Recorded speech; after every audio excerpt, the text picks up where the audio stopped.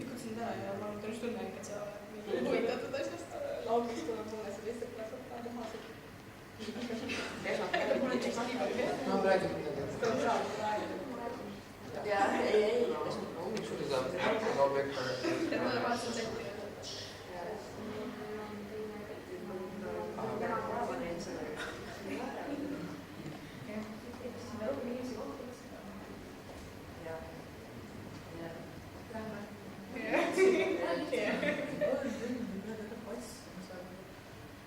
Ei, praktikul oli järgmine kord on 3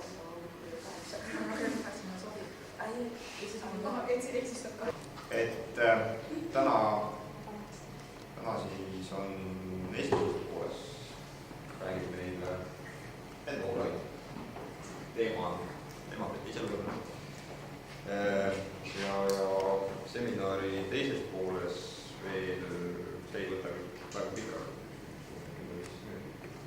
Räägiks sellest koduülesannetest, asjadest, mida siis eelmine kord sai põgusalt mainitud, räägiks nendest natukene, viskaks esimese aina õhku ja natuke organisatoorseid küsimusi, aga ma arvan, et nüüd ma saan ja võin ja peaksin sõna andma Hendule, et kui keegi veel ei tea, kes mainitud isik teie ette see praegu astus, siis mina tutvustaksin teda kõikide muude augile, millega on vajalikult olla seda suvi, kui teadusteatri Eestisse toojat, kui maale toojat.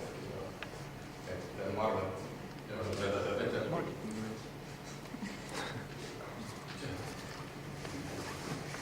tere siis minu poolt ka. No siin oli liiga üldse üles kiidetud see sissejuhatus, mis maale tooja. No aga jah, eelmise sajandi 96. aastal ma käisin Helsingis ja sattusin seal Heureka näitusele ja seal käisime ka niinimetatud teadusteatris. Ja seal näidati midagi keemias meile. Ja midagi seal susises, midagi rassas, midagi paukus, midagi muutis värvi, huvitav oli. Ja kui ma ära tulin, ma hakkas mõtlema, et miks nad seda teatriks nimetavad. Seal oli küll huvitav olla, aga teatrist on minul teistsugune ettekujutus olla. Teater on ikka mingisugune tegevus toimub. Teatris tavaliselt, missugune on teatri tavaline süžee või ülesehitus. Toimub mingisugune igapäevane elu, kõik elavad normaalselt, on õnnelikud, rahulikud. Ja järsku juhtub niisugune jura, konflikt. Keegi läheb tülli või keegi parastab või tapetakse või midagi. Ja siis seda arutatakse, lahendatakse ja lõpuks tuleb siis jälle lõpplahendus, kas paha saab siis otsa või ja armastus pääseb võidule või midagi taolist. Midagi taolist ma oleks tahtnud seal teadusteatri nime anda. Aga kuna see oli võõras värk, siis see mind väga ei järutanud, just ta kõik ennast seal nimetavad oleks. Aga kui 97. aastal asutati teaduskeskus Ahaa, mille nõukokku ma ka kuidagi sattusin, siis otsustati, et me hakkame ka teadusteatrit tegema. Tuli välja, et me oskasime kõik maravasti teadusteatrit teha, kaasa arvatud mina. Ja härra Timpman tegi teadusteatrit ja Jaagikas tegi teadusteatrit ja muudkui tegime. Mõtlemata selle peale, mis see nüüd ikka täpselt on, mis me teeme. Ja üks kuu aega tagasi, umbes on natuke rohkem, kutsuti mind loodusaineid õpetajatele rääkima sellest, et kuidas teha teadusteatrit, et koolid võiksid ju ka teha teadusteatrit. Ja siis ma mõtlesin natukene põhjalikumalt nende probleemide üle, mis on teadus, mis on teater, mis on tsirkus ja kuidas need kõik omavahel seotud. Ja sellest ma täna teile kavatsin rääkida, et täpsustame siis teadusteatri ja teadustsirkuse mõisteid ja räägime aga sellest, et miks üldse on vaja teha teadusteatrit või teadustsirkust. Aga enne kui me selle teema juurde läheme, ma paari sõnaga ütlen ka, et kes mina olen. Seepärast, et siin on 3 neiut, keda ma olen õpetanud, nemad teavad, kes ma olen, aga teised teavad ainult nime. No ametikoht on mul koolifüüsika keskuse juhataja ja nagu nimi ütleb, meie seltskond tegeleb koolifüüsikaga. Ja minu konkreetne ülesanne on siis tulevastele füüsikaõpetajatele füüsikat õpetada.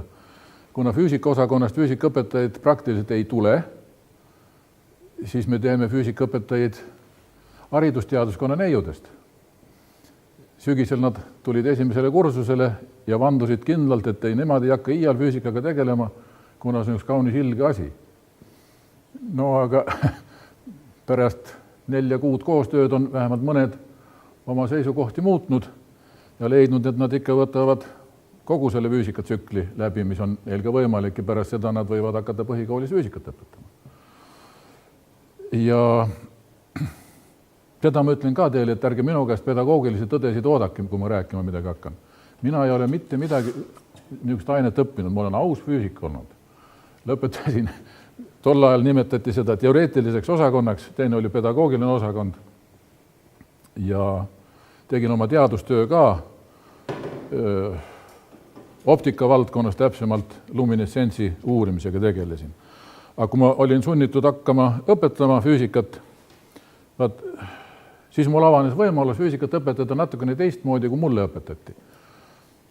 Mulle õpetati koolis ja ka ülikoolis füüsikat umbes selliselt, et füüsika on üks aine või teooria, ilus, väga täpne teooria iseeneses. Ühte füüsika osa läheb teise füüsika osa jaoks vaja. Mehaanikad on selle jaoks vaja, et kirjeldada molekulide liikumist molekulaarfüüsikas. Kui neile osakestele veel elektrilaeng juurde anda, siis me võime elektrinähtusi kirjeldada, aga kõik on oma ette niimoodi omavahel küll seotud. Ja aeg-ajalt õnnestus tuua mõningaid näiteid ka meid ümbritsevast elust või loodusest, et mis käis ka nagu füüsika pihta. Aga tegelikkuses peaks see kõik vastupidi olema, et primaarne on ikkagi loodus ja füüsika kirjeldab seda.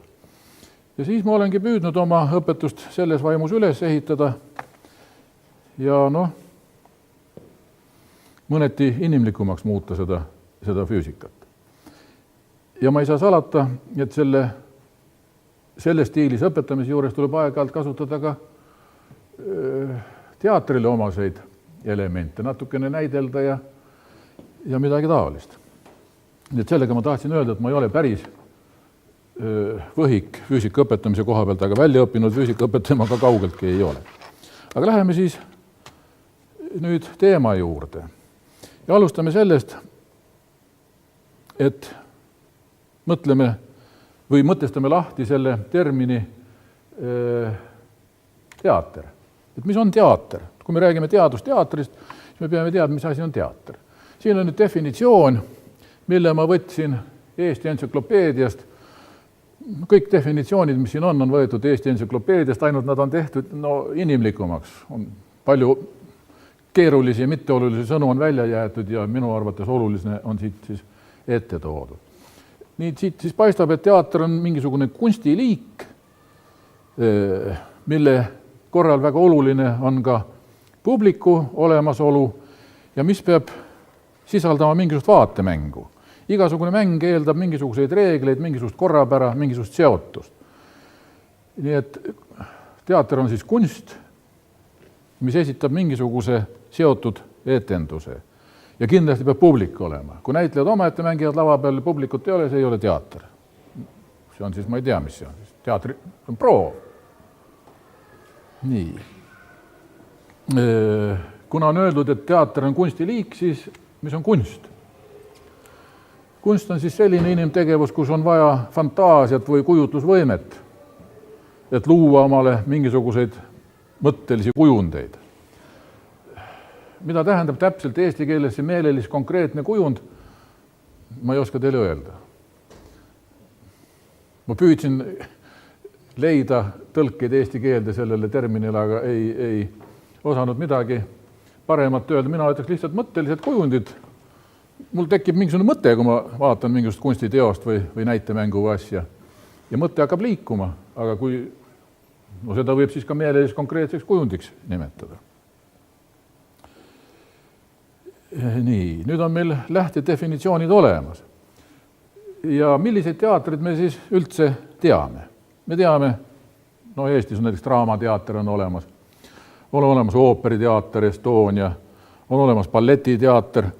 Nii et teatrid võib liigitada esitatava näitemängu vormi järgi.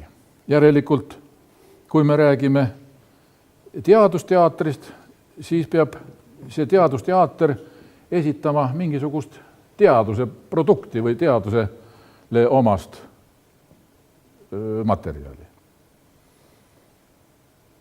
Kui Draamateater esitab kirjaniku kirjutatud näitemänge või ooperiteatris mängitakse heliloojate kirjutatud näitemänge, siis teadusteatris peab järelikult esitama teadlaste loodud loomingut. Ja kuna teaduses kasutatakse põhiliselt suhtlemisel ikkagi sõnalist vormi, mitte muusikalist või tantsulist, siis selle tõttu teadusteater peaks kõige lähemas seoses olema Draamateatriga. Ja igasugune hea teater paneb pealtvaataja kaasa mõtlema, kusjuures vaataja tihti samastub näitlejate klava peal. No ma arvan, me kõik oleme seda teatris kogenud, et hakkad ikka mõtlema, et mis mina nüüd teeksin, kui mina oleksin sellises olukorras. Nad mängivad mingit episoodi elust, et kuidas mina oleksin käitunud. Nii et teatris pealtvaataja väga tihti samastub näitlejaga. Et me peame, kui me teeme teadusteatrit, siis me peame seal ka sellega arvestama, et pealtvaatajad, need lapsed või kellele me midagi esitame, need samastuvad ka nende näitlejatega, kes teadusteatrit teevad. Ja selles mõttes peab teadusteatri juures olema suhteliselt ettevaatlik. Me peame lastele ka sisendama seda, et need trikid kõik, mis me siin need katsed teeme, et need ei ole sugugi päris ohutud. Me ei või teha kõiki väga kergelt mängeldes, et ei, siin vedel lämmastik ja see ei tee mitte midagi, heeliumi võime sisse hingata nii palju, kui tahame, see ei ole ohtlik. Aga ega laps vaesekene ei saa aru, missugune gaas või asi on nüüd see vedel või see heelium, mida võib sisse hingata. Tema hakkab võib-olla kõik asju sisse hingama, mis ta kuskilt leiab. Sellepärast, et teadusteatris näidati, teadlased hingasid, mis pärast mina ei või hingata, ma tahan ka teadlane olla. Nii et seda aspekti tuleb kindlasti arvestada, et lapsed tahavad paljusid asju järgi teha, aga nad ei oska ja selle tõttu võib-olla tuleb asi halvasti välja. No ja küll, aga läheme edasi teaduse juurde. Mis on teadus? No teadus on siis mingisugune inimtegevus, kus luuakse uusi teadmisi või seni tundmatuid rakendusi. Rakendatakse neid uusi teadmisi, mis juba on olemas mingil uuel viisil. Ja kui me teame nüüd, mis on teater ja teame, mis on teadus, siis me võime defineerida ka teadusteatri. Ja seda ma tegingi. Ja sain üks ilusa lause, mis kõlab uhkelt. Teadusteater on kunstiliik, milles luuakse publiku juuresolekul kujutlusvõime abil uusi teadmisi sisaldavaid meelelis konkreetseid kujundeid. No ja mis siis? Mis me targemaks saime sellest lausest? Mitte midagi. No aga paraku mõned teadused niisugust asjadega tegelevadki. No õndeks füüsika ei kuulu nende teaduste hulka. Et leitakse mingisugused definitsioonid, nendest põimitakse kokku üks uus definitsioon ja võt ongi teadust tehtud. Teadusteater on defineeritud teaduslikult. No las ta siis olla. Meie eesmärk oli ikkagi see, et rääkida, mis on teadus, mis on teater ja mis on tsirkus. Tsirkusest me ei ole veel midagi rääkinud. Aga esineb ka selline mõiste nagu teadustsirkus.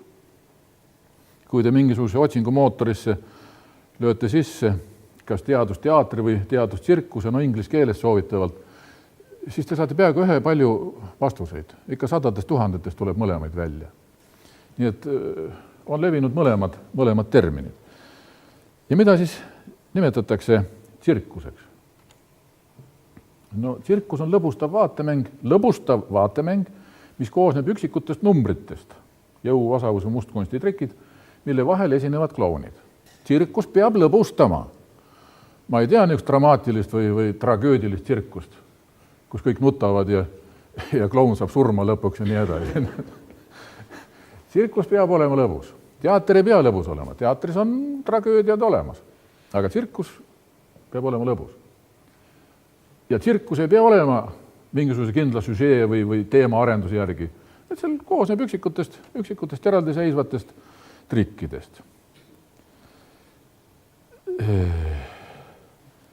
Ja tsirkuse korral on muidugi ka oluline see, et oleks olemas publik. Muidu ei ole mõtet üldse teha midagi taolist, kui publikut ei ole. Ja võrdleks nüüd siis omavahel tsirkust, teatrit ja teadust. Ja võtame siis näiteks, mis eesmärki täidab teater või teadus, teater või tsirkus. Teaduse eesmärgiks on anda inimestele uusi teadmisi reaalse maailma kohta, eesmärgiga neid teadmisi edaspidi ka kasutada. Reaalse maailma kohta eesmärgiga neid asju edaspidi kasutada. Teatri eesmärgiks on anda vaimseid väärtusi kujutluslikus või ideaalses maailmas, aga ikkagi ka eesmärgiga, et inimene saab neid ka edaspidi kasutada. Neid tõekspidamisi, mis ta teatris on saanud, uued mõtted, värgid, ta neid suudab ka oma isiklikus elus edaspidi kasutada. Ja ka tsirkuse eesmärk, nagu öeldud, on pakkuda inimesele emotsionaalset rahuldust või lusti ehk lõbu ja ilma selle eesmärgita, et neid emotsioone edaspidi kuskil konkreetselt kasutama hakata. Et kui teatril on õpetav funktsioon, siis tsirkusel seda ei ole. See on minu arvates. Kõik see, mis ma räägin, on minu isiklik seisukoht. See ei ole absoluutne tõde, te võite kõigile vastu vaielda ja ümber lükata, aga ma räägin seda, kuhu mina oma mõtetega olen välja jõudnud. Nüüd siis olemuselt on teadus objektiivne, emotsioonivaba. Aga teater vastupidi on subjektiivne, just emotsioonidele, tunnetele tuginev. Ja ka tsirkus on oma olemuselt ikkagi subjektiivne, et siin on nüüd juba erinevused. Siis edasi, milles seisnevad need tegevused. Tegevus teaduses on mingisuguse probleemi uurimine, teatris on siis mingi lavateose esitamine, tsirkuses on selleks triki tegemine. Kes on selle tegevuse autoriks? No teater, nagu meil oli sõna teater, siis on autoriks teadus on kõige ennem, jah. Kui meil on tegemist teadusega, siis on autoriks teadlane. Kui meil on teater, siis on autoriks kirjanik. Ja kui on tsirkus, on autoriks artist. Kes seda tegevust korraldab? No teaduses võtame ka ikkagi, et teadlane ise korraldab. Kuigi on igasugused muud organid ka, aga põhimõttest ikka, kui mina olen mingi asja uurija, siis ma ise tean, kuidas ma seda uurimist korraldan. Kuidas ma rahad välja ajan ja mis katseid või värke ma teen. Ikka see nii-öelda autor või teadlane korraldab seda. Teatris on selle jaoks lavastaja olemas, kes korraldab seda etendust. Aga tsirkuses on ka lavastajaks jällegi seesama artist. Nii. Kes siis seda teeb, seda tegevust? Teaduses jällegi teadlane. Nii et teaduses oli, autoriks oli teadlane, korraldajaks oli teadlane, tegijaks oli teadlane. Teatris on autoriks kirjanik, korraldajaks lavastaja, tegijaks on näitleja. Ja tsirkuses on nii autoriks, korraldajaks kui tegijaks tsirkusartist. Et siit tuleb juba välja, et teadus ja tsirkus on nagu rohkem omavahel sarnased kui teadus ja teater.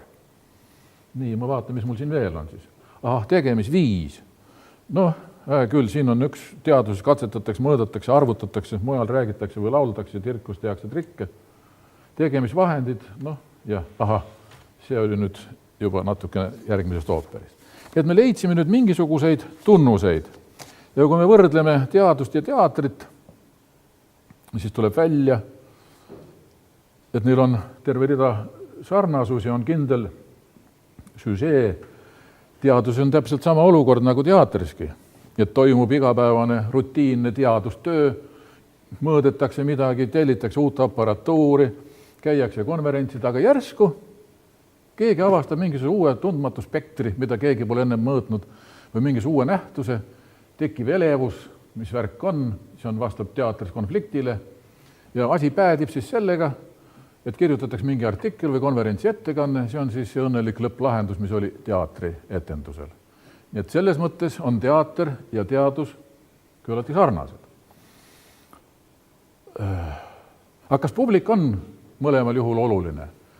Teatrit ilma publikut ei ole, me leppisime kokku, aga kas teaduses on üldse publikut või teadus toimub ilma publikuta? Mis te arvate?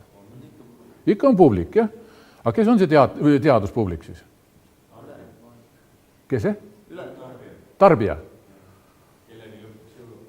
Jah, ongi vist õigem sõna öelda tarbija. Igaüks teab ise, kas ta tarbib seda teadust või ei tarbi ja kui seda teadust üldse keegi ei tarbi, no siis see teadussuund pannakse kinni ja sureb välja. Nii et teaduses on ka kindlasti publik olemas. Aga põhiline erinevus on see, et teater on subjektiivne, nagu öeldakse, teatris toimub kõik siin ja praegu. Järgmine etendus on juba hoopis teistmoodi. Näitlejad on teised meeleolud ja kõik nii edasi. Aga teadus on objektiivne. Kui ma täna kontrollin midagi, see peab ka homme täpselt samamoodi välja tulema ja peab tulema siin samamoodi välja või Ameerikas, ükskõik kus, kogu aeg peab asi ühtemoodi välja tulema. Nii et see on kindlasti erinevus. Nüüd, kui võrrelda teadust ja tsirkust omavahel, siis tuleb välja, et teadus ja tsirkus on rohkem sarnased võib-olla kui teadus ja teater. No nagu me juba ütlesin, nende tegijate ja korraldajate ja autorite osas. Peale selle on ka tsirkus selline nagu teaduski, et seal peab kõik välja tulema. Kõik peab olema korratav, nagu teaduseski. Ei saa ju olla nii, et ma täna lõikan ühe naise mängult pooleks ja naine tõuseb varsti naeratades üles ja ei ole pooleks. Aga homme lõikan pooleks ja ongi pooleks. Tsirkuses ei saa nii, tsirkuses on nagu teadus, kõik peab olema grammi pealt korratav. Nii et selles mõttes on teadus ja tsirkus ikkagi ühtemoodi. Ja kui teadusteater võiks siis olla mingisugune tegevus, mida seob üks mingisugune kindel liin või kõik need etteasted on omavahel kuidagi seotud, et tegevust arendada edasi, siis tsirkuse korral ei ole seda vaja. Tsirkus on summa üksikutest trikkidest või numbritest. No üks põhiline erinevus teadus ja tsirkuse vahel on siiski ka ikkagi olemas. No praegu tuleb nüüd välja, et teadus ongi nagu tsirkus, jah. Ei ole. Üks oluline erinevus on see, et teaduses reeglina ei kasutata kloune. Kui tsirkuses on klounidele väga suur osa, siis teaduses ei ole see nii. Ja kui nüüd veel natuke võrrelda omavahel teatrit ja tsirkust, siis kui teatri korral vaataja elab mõttes kaasa või tähendab, teatris vaataja mõtleb kaasa selle näitlejaga, siis tsirkuses ta elab kaasa selle näitlejal, et tal ikka hästi välja tuleks kõik, et midagi juhtuks. Nii et no väikesed erinevused ikkagi on ka. Aga nüüd arutleks ka natukene selle üle, et miks üldse peab tegema niisugust teadustsirkust või teadusteatrit? Miks teie seda teete või tahate tegema hakata? Noh? Et kooli keemia füüsika oleks paremini vastu võetav. Õige. Aga miks ta siis paremini vastu võetav on? Sest üldjuhul on koolides keelatud teha täpselt või olema. Ma mõtlen keelatud teha? Keemikuna. Aha. Et väga paljusid asju on need õpilased on lugenud, aga nad pole minu enda keskkoolis väga Nii, kas keegi tahab veel midagi lisada? Põnev on, jah? Jah. Õpetajad ütlevad tihti natukene ühe teise sõnaga ütlevad, see äratab huvi, noorte huvi äratamine on üks eesmärk. Aga no siis võib kohe küsida, aga miks peab huvitav olema füüsika või keemia õppimine? No jällegi, pedagoogikateadlased on välja uurinud, et huvi on üks põhilisi õpimotivaatoreid, mis sunnib õppima. Kui asi on huvitav, siis ei olegi enam vaja rohkem teha. Laps õpilane hakkab ise õppima. No siin on neid ei pea enam õpetama, nemad õpivad ise juba. siis nad kirjutasid mulle pärast eksamit, et väga huvitav, kõik oli väga huvitav, füüsika on huvitav. Nüüd ei ole minul nendega mingit muret, ma ainult ütlen, et õppige need asjad ära ja nemad õpivad muudkui. Nii et kui saame asja huvitavaks teha, siis läheb elu õpetajatel kergeks. Aga nüüd ikkagi, missugused tegevused või nähtused on huvitavad? Huvitavad on sellised nähtused, mida inimene saab edaspidi oma edus millekski ära kasutada, üks võimalus. Või teine võimalus, et ta pakub neile naudingut ja rõõmu. Paneb naerma, teeb tuju heaks. See on ka huvitav. Ja vaata, mõlemad seda aspekti me peame ka õpetamisel ja ka teadusteatri või teadustsirkuse korral ära kasutama. Ja seda saab teha siis kahel erineval viisil. Üks on siis teadmiste ja oskuste põhine ehk nii-öelda klassikaline lähenemine õpetamisele. No kus me räägime mingist teoreetilist juttu, pärast teeme katseid või teeme katseid ennem, siis laseme laboritöid teha, lahendame igasugust ülesandeid ja see tegevus võib muutuda inimestele huvitavaks. Et see nii on, seda tõendavad ju igasugused olümpiaadid, mis Eestis päris edukalt toimuvad. Et paljudele meeldib selline tegevus ja see on nende jaoks huvitav. Teine võimalus asju huvitavaks teha on pugeda õpilase hinge emotsioonide kaudu, tuginedes siis inimese tunnete maailmale. No selleks siis tulebki teha neid teadustsirkusi, teatreid, no füüsikaõhtud võib neid ka nimetada, igast viktoriine. Ja võt siin ma nüüd ütlengi vahelepõikena, enne kui mul lõpus järsku meelest ära läheb, et see, kui ma nüüd teen siin vahet teadusteatril ja teadustsirkusel, ei tähenda seda, et midagi muud vahepealselt ei tohigi teha. Et vaatad järgi, see ei ole teadusteater, mis ma teen. Vaatad, ei ole teadustsirkus ka, ma ei saagi midagi teha. See ei tähenda mitte midagi, te teete nagu te tahate. Ainult see ei ole siis võib-olla teadusteater või teadustsirkus, vaid on teadusetendus. Kui te ütlete, et see on teadusetendus või füüsikashow või, siis ei ole mingit probleemi. Ja ega see ei ole halvem kui teadusteater või teadustsirkus. Aga nendel kahel sõnal on ikka küllaltki konkreetne sisu.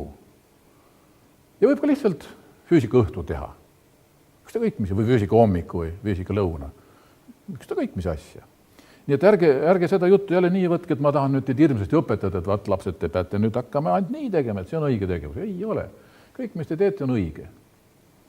Vähemalt selles osas, mis propageerib füüsikat või keemiat. Muus osas ma ei tea, kas teil kõik tegevused on õiged. Ja nüüd ikkagi ma arvasin küll, et ma ei hakka teile soovitusi jagama, aga ikka mõnda asja natukene tahaks teile siis ka soovitada. Näiteks ühte ja sedasama asja, ühte ja sedasama katset võib lastele ära seletada või vaatajatele ära seletada vähemalt 3 viisil, lähtudes sellest üldtunnustatud klassikalisest õpetamise stiilist, kus tugineme siis teadmistele ja oskustele, või siis kasutades ära teatrielemente või kasutades ära tsirkuse elemente. No, ma näitan teile ühte katset 3 variandis ja teie ütlete siis, mis oli mis. Ma loodan, et te saate aru erinevusi, aga kui ei saa, no siis on halvasti näidatud. Siin on üks pang, ma võtan siia pange natukene vett.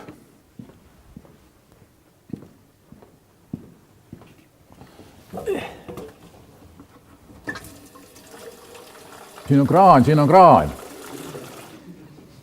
Mis teie mõtlesite?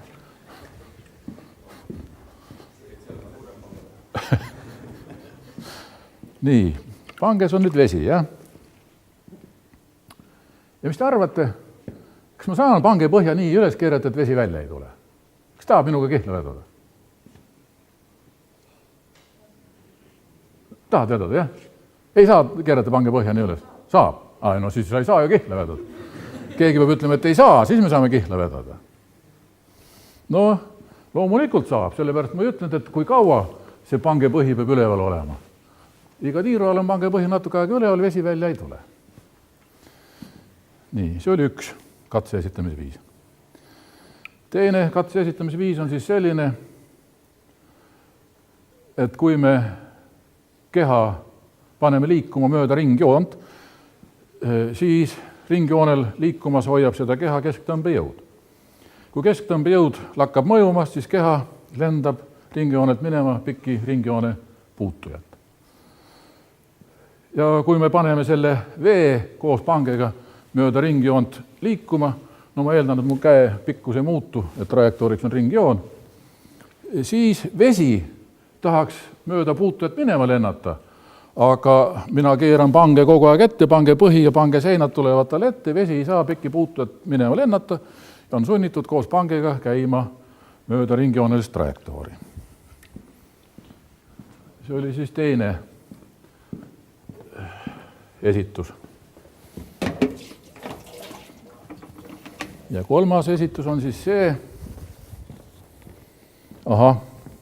teatri korral on väga olulised ka kostüümid ja muud rekvisiidid. No mul paraku ei ole küll neid rekvisiite, aga noh, naine tuleb täna koju, kurat, kõik pesu on pesemata must, ma pean hakkama pesu pesema. Noh, trummel käib, aga tsentrifuug ei tööta. Ma saan pesu pesta, aga ma ei saa teda kuivatada kuidagi. No, ainult üks võimalus on, ma ei oska muud mitte midagi teha. Nii, lõin augud sisse.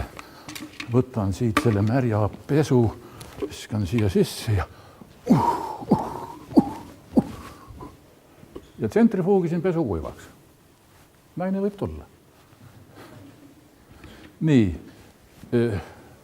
kas te saite nüüd aru, missugune etendus, missuguse stiilis, mitte etendus, et missugune katse, missuguse stiilis oli esitatud? Esimene oli siis missuguse stiilis? Tsirkus, teater, teadus. Tsirkus. Teine oli teaduslikul meetodil ja kolmas oli teatrimeetodil. Nii et ühte seda sama nähtust saab alati esitada mitmel viisil. Tuleb ainult natukene mõelda ja vaeva näha, et kuidas seda kõige parem oleks teha. Ja kõik need nähtused ja katsed, mis me räägime või näitame, tuleks ikka lastele mingil viisil ka ära seletada. Kui me tahame panna neid kaasa mõtlema. Kui me tahame ainult trikitada, siis ei ole seda vaja, aga kui me tahame teatrit teha ja anda neil võimalus meiega kaasa elada, kaasa mõelda ja samastudes, me peame need asjad ka neile ära seletama. Ja seletamine peab toimuma selliselt, et lapsed saaks sellest seletusest aru. Ma loen teile ette 3 lehekülge ühte teksti, mille ma olen valmistanud ette, et tutvustada teile seda, millega koolifüüsikakeskus tegeleb. Ja kuulake, kuidas te sellest tekstist aru saate.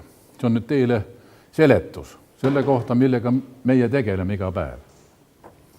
Koolifüüsikakeskus on asunud alust panema uuele füüsikasuunale, didaktilisele füüsikale. Kuna tegu on küllalt uue asjaga, on sellest kasulik midagi teada ka noorematel kolleegidel. Idee didaktilise füüsika elaboreerimiseks saime füüsikaõppe süsteemkäsitluse makromudelist, eriti selle transcendentaal-pragmaatilisest suunast, mis teadupärast püüab kommunikeerida scientistlikku ja hermeneutilist aproksimatsiooni.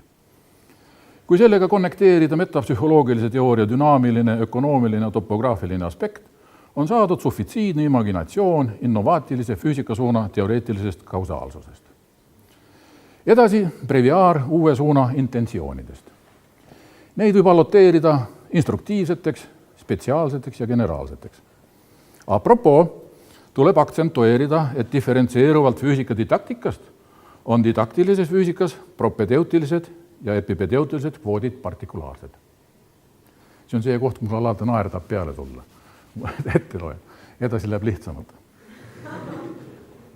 Kõik see lubab ekspekteerida, et didaktilise füüsika usuaalsus füüsikaõppes võib viia Eesti füüsika altituudsele nivoole, mis respondeerib possibiilselt europostulaatumitele.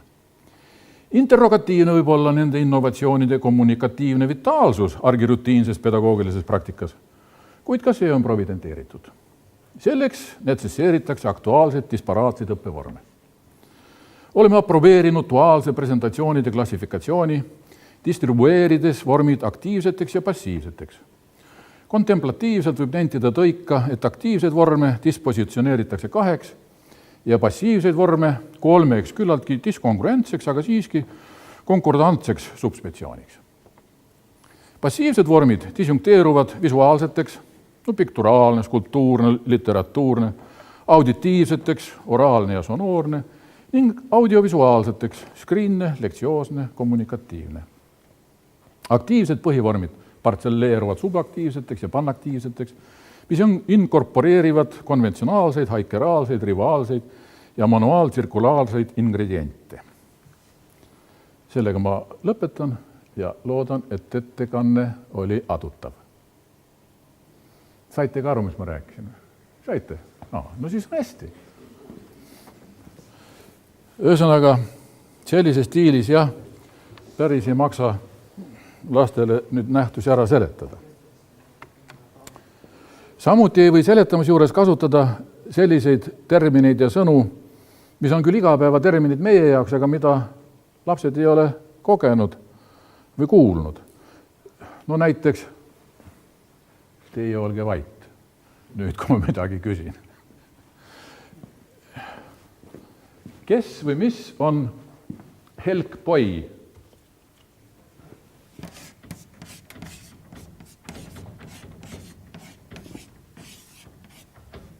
Kes teab? Mis assotsieerub? Ma räägin teile helkpoist, pean pika loengu maha, aga unustan ütlemata, kelle või millega on tegemist. Navigatsiooniseade. Jaa, see on väga loogiline. Poi on see, mis vee peal ujub ja helgib öösel.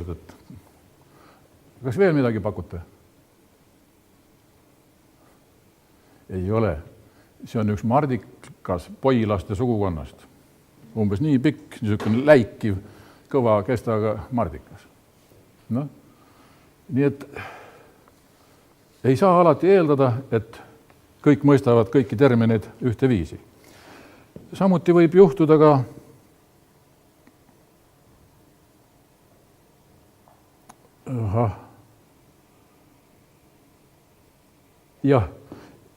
hästi, see, mis võib veel juhtuda, sellest räägime natuke hiljem, aga et ei tasu ka teha katseid, mida te ei seleta. Nad võivad küll olla huvitavad, aga kasu nendest on võib-olla vähe. No ma näitan ühe niisuguse katse, mille seletus jääb teil endal välja mõelda. Mul on üks pulk ja ma tahan seda pulka panna sõrme otsa peale tasakaalu seisma niimoodi, et ta maha ei kuku. No ei jää, see on teatavasti kaunis jabur soov. Selle pulga raskuskese on siin pool, no tekib jõumoment, mis kallutab ta alati allapoole. Aga et olukorda siiski positiivselt lahendada, ma panen siia poole natuke raskust veel juurde. Nii, ja vaatame nüüd. Ma riputasin sinna pulga otsa poole, natukene raskust, terve püksirihma panin sinna peale, nüüd seisab see pulk tasakaalus. Ja miks see nii on, selle mõtlete ise välja.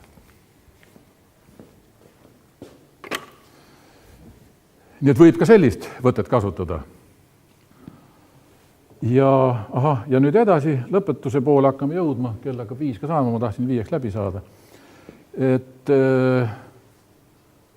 kui me kasutame ka mingisugust näitmaterjale, siis me peame olema kindlad, et meie ja pealtvaatajad näevad ja mõistavad neid pilte ühte viisi. No näiteks, siin on nüüd see pilt. Ja ma küsin, mitu kasti te seal pildi peal nüüd näete? Lugege ära. 6.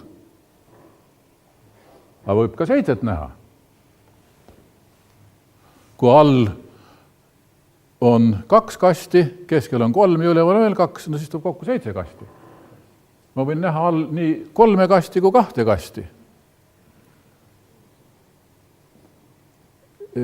Nii et peab alati siis täpsustama, et missugusest olukorrast jutt käib, kas sellisest olukorrast, kui me all näeme 2 kasti või 3 kasti.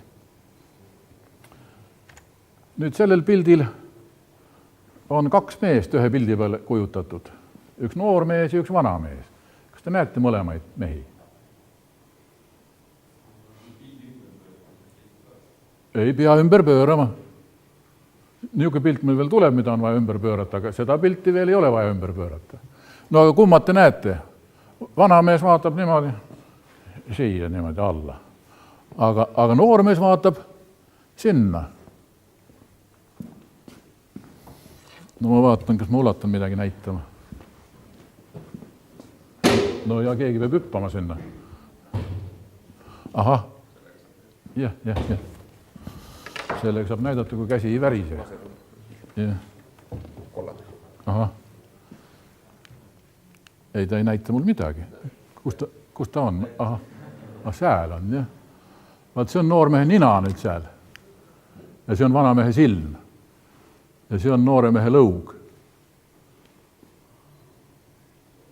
Noormees on puhtalt profiilis. Vaatab sinna poole. Aga vanamees on nii poolprofiilis. No vaat siin on nüüd see pilt, mida tuleb ümber pöörata. Et enne pummeldamist näeb mees välja selline, uhke kaabu peas, vuntsid kõik traksis, aga pärast pummeldamist on see sama pilt nüüd teise pidi pööratud. On olukord hoopis ümber pööratud. Või esimesel pilgul mõni päris ilus pilt võib osutuda lähemal vaatlemisel natukene siivutuks.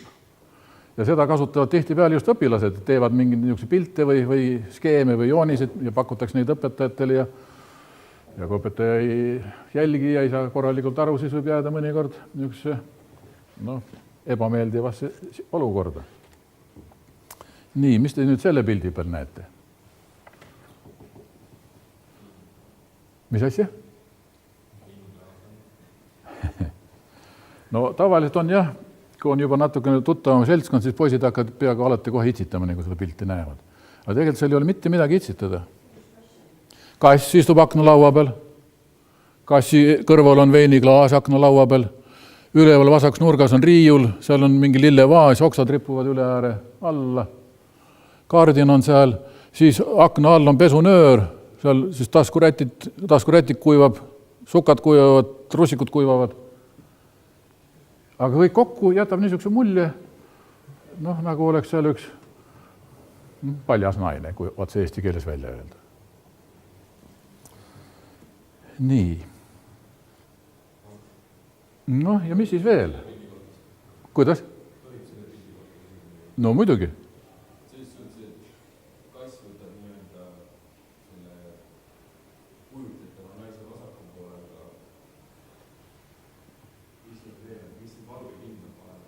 See on toa sein.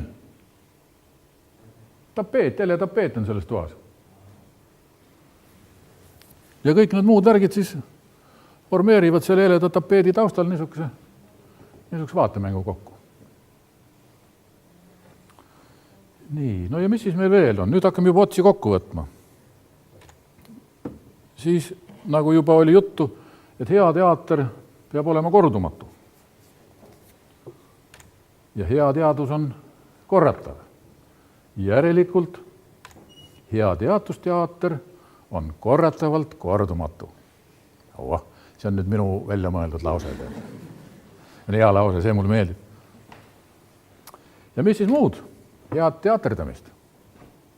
Sellega minu poolt kõik, aitäh!